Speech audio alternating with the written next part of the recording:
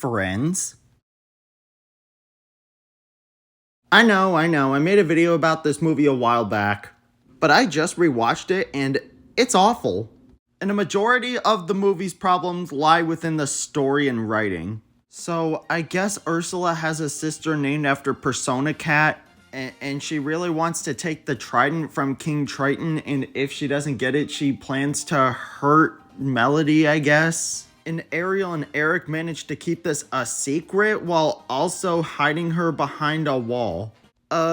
This is all within the first 15 minutes of the film, and there's already so much wrong with this. Oh great, where do I even begin? Why do Ariel and Eric not tell Melody anything? Melody wasn't even aware of the fact that she even had a grandfather. This entire movie could have been prevented if Ariel and Eric were like, oh, please don't go into the ocean. There's a dangerous threat there, ooh-woo. There's a scene in the movie that basically points out the entire problem with this plot. You're hiding something from me. You deliberately disobeyed me. I never want you going out there again. Do you hear me? It's dangerous in the sea. Hey, Ariel, what? You literally had the perfect chance to explain yourself right there. Correct me if I'm wrong, but I'm pretty sure Melody would have perfectly understood if you told her and not just hide something from her. Oh, you're just gonna say nothing so that the plot can happen? Okay, cool. This plot is so stupid. I get that this movie is supposed to be a role reversal of the first one, but there's infinitely better ways that you can do this. There are infinitely better ways that you can make this story work without being entirely stupid. And let's not forget the fact that Melody can talk to Sebastian just fine. You mean to tell me that she's able to verbally communicate with Sebastian and think absolutely nothing of it? Really? Now yes, I am perfectly aware that Eric can understand Sebastian just fine in this scene. But at least he was aware that Ariel was a mermaid and could properly communicate with fish and all that stuff. So the fact that Melody didn't suspect anything or think anything of it is really stupid.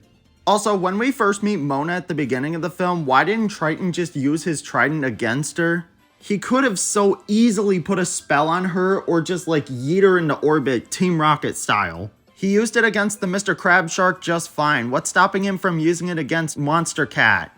And if Persona Kitten had a vial of Ursula's magic, then why did she not use it on Undertow?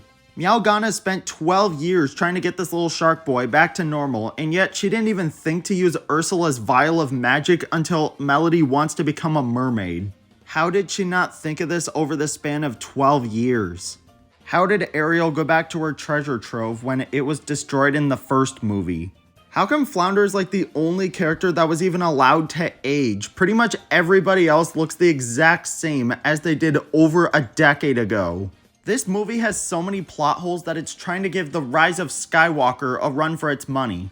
Amnesia Cat is pretty much just a worse version of Ursula. Cloak and Dagger are basically just a worse version of my poor little poopsies. Now, do I have any compliments for this movie? Sebastian is still pretty charming.